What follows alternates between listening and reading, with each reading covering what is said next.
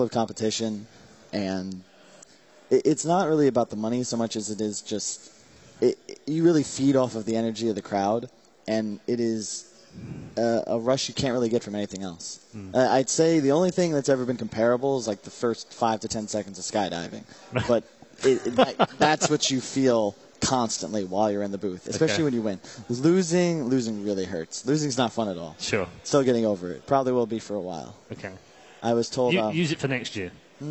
I mean, I've talked to a bunch of people. There's like Puppy will still be salty about losing to Alliance at TI3, and that never goes away. And that probably hurt a lot more than my loss, but I don't know. It's something all gamers kind of share, is the knowledge of what the pain really feels like. Sure. Okay, so great insight as well, because obviously it's difficult for us when we're watching that. Yeah. We comment and we say how bad you've played or how well you've played or whatever, and then you know that's tough when you're in there losing a match. How do you zone all of that out going into? I know they're really soundproof. They're really good at kind of door slots, and that's it. You're kind of locked away, but you're in a glass cage. I mean, how do you just zone everything out and just focus on the match? I mean, it's really easy, I think, just because you're still just sitting next to the same guys you've been sitting next to for a while, and you don't really hear much of anything. So it's really not that difficult. Once you're into the game, you're just playing Dota. It's just a big game of Dota.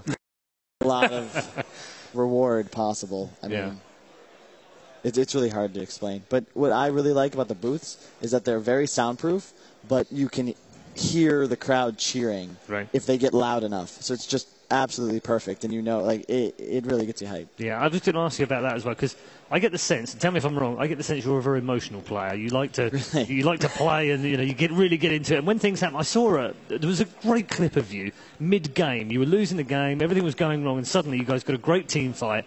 You won the team fight, it was a wipe, and you were in there really like roaring your team on, really. Yeah, that's kind of how I've always been since I first got started. It was just I wear my emotions my heart on my sleeve. There's really no way to get around that. So it's just sort of who I am, I suppose. Does it help the team? I mean, I'd imagine it does in that situation when you're Sometimes. losing. It's a curve, you know. You want to be on like the peak, but if you go too far, it can really distract. So I kind of have to hold back sometimes. All right. It's great insight. Thank you very much for the winners. We're going to get into our second game in just a moment.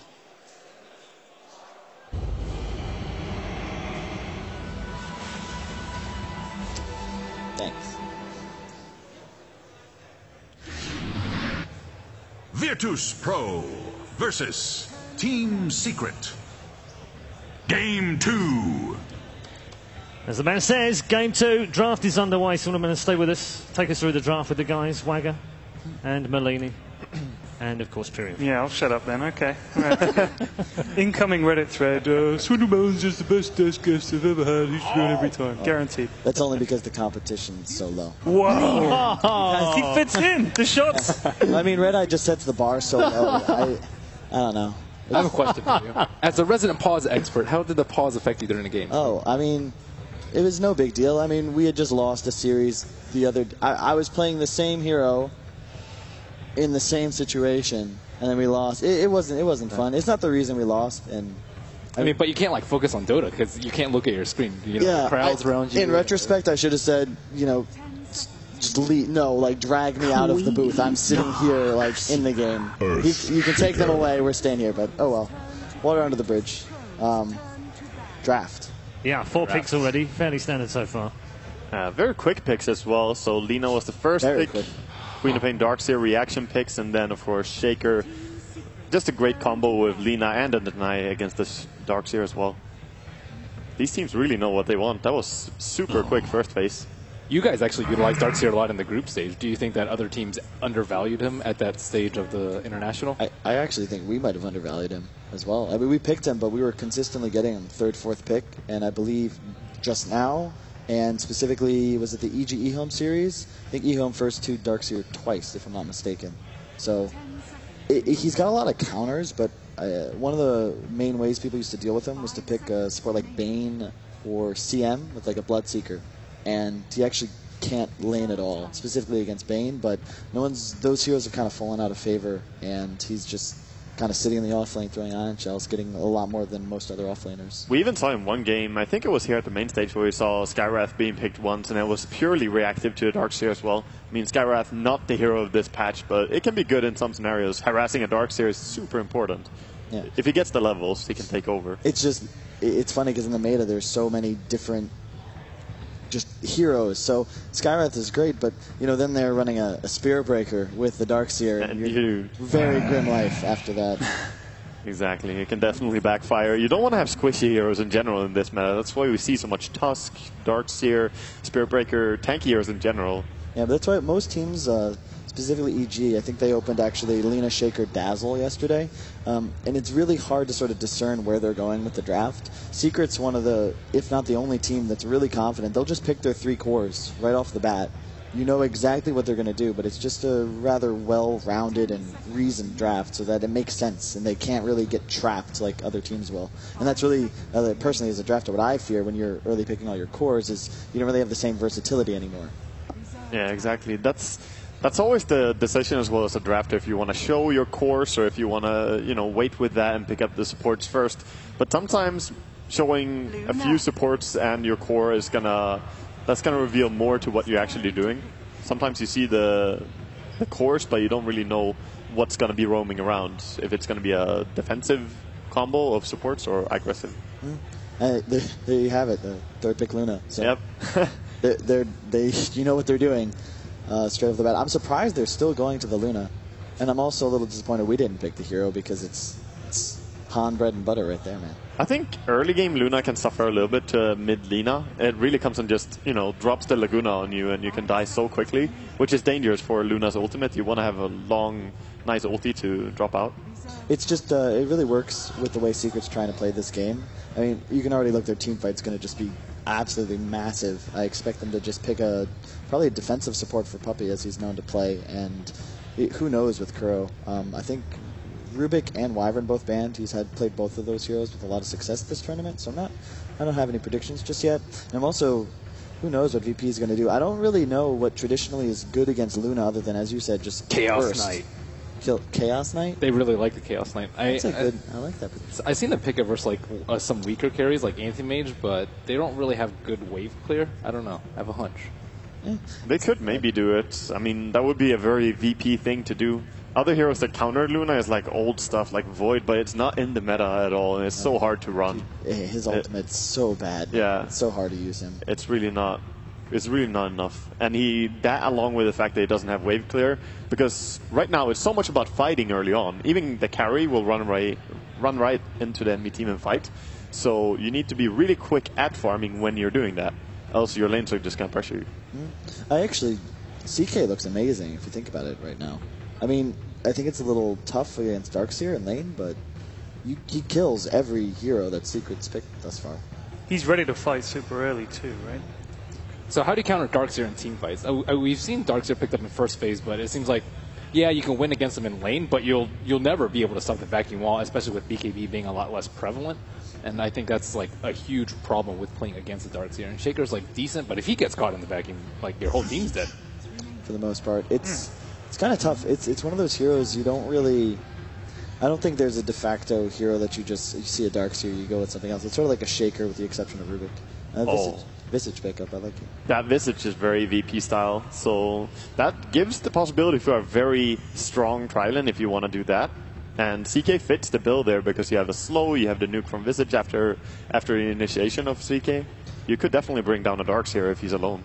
Agreed. They don't, as we've said, they've already picked all of their cores, and they don't really have anything that's going to kill birds either. So that Visage I just like a lot, especially because the cores are so squishy.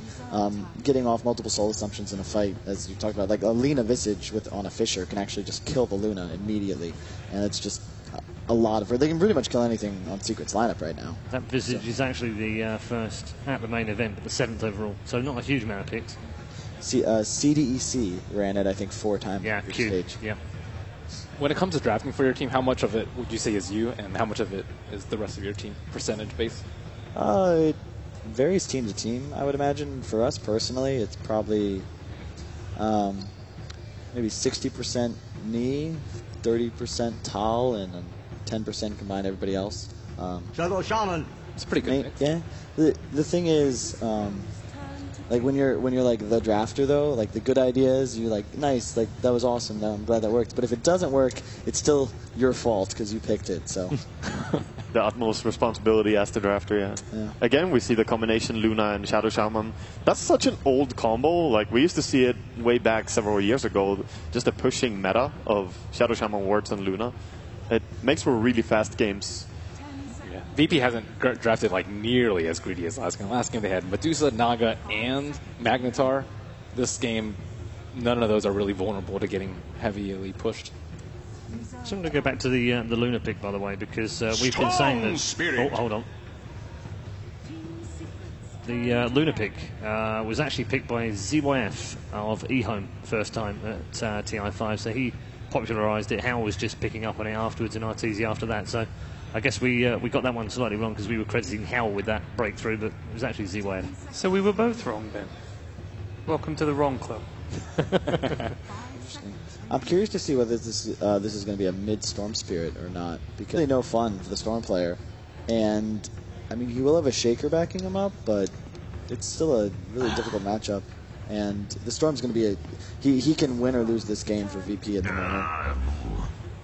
Yeah, definitely. Also, when they have, they have the Lina here, they could play that as a core or as a support. I think it's an easy job to play support along with the Visage, because you have the slow, easy to set up.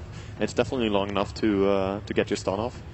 But I think a mid-storm is, as you said, it could be tough. It depends what you value. If you value your farm or if you value the levels. Because going solo mid, you always get the levels at least, and Storm can always work a little bit off that. Devalued in the later stages of this upper bracket. I mean, it was just last banned by VP. That was a first pick of the game at ESL. Oh, wow. That's a big hero coming out from Secret. That to me says VP need to punish the lanes. This is so greedy from Secret, and they need to make sure that the Luna suffers. Otherwise, if RTZ has a good game, I don't really see any way for VP to win this, because you can't really do much to a Darkseer quad. And Silencer last pick. Your brother has had a couple of enigmas in this tournament. They're 100% as well. 3 picks out of the TR5 so far. Wait, you're saying we've had all of them, or they've won every game? No, you've won 2 with them. Yeah, Aoi picked up the other one. Yeah, it's a 3 out of 3. Really, really solid hero. All right, thank you very much. Draft is done. We'll get into game 2 and we'll return to our commentary team. Tournament life on the line here. Virtus Pro need to walk away with a win in this game number 2. I'm Capitalist. I'm joined by William Blitz Lee, the former mid player for Team Zephyr, who specializes in heroes such as Storm Spirit, and Storm Spirit. Luckily for Blitz, we have a Storm Spirit this game. You really do. It's almost as if they knew. But he's going to be playing the Storm, and this is a kind of great Storm game. Like, he should do really well. I think against this type of lineup when he has this much backup. I was going to say something mean, but your mom's here, so I can't really do that. Like, I gotta... Thank you, No, Mom. that wasn't one of those moments you guys go, Owen! It was just meaning I was trying to be a nice guy for once. Thank you, Mom. That was not an insult. Why Blitz's flames. Why are people acting as if I flamed you? But talk about this. Storm Spirit, I mean, it's really good in conjunction with the Illidan silencer, right? Because when you're able to jump in, you have this sort of freedom with global sounds going off at the same time when you initiate. It gives you just this sort of fearless feeling when you go in. I think my 2 favorite heroes to play with when you do play Storm is, one is Silencer, the other is Bounty Hunter. The Bounty Hunter is the hero that gives you the comeback gold, and it's not in this game, but the Silencer is so good just because you fear almost nothing.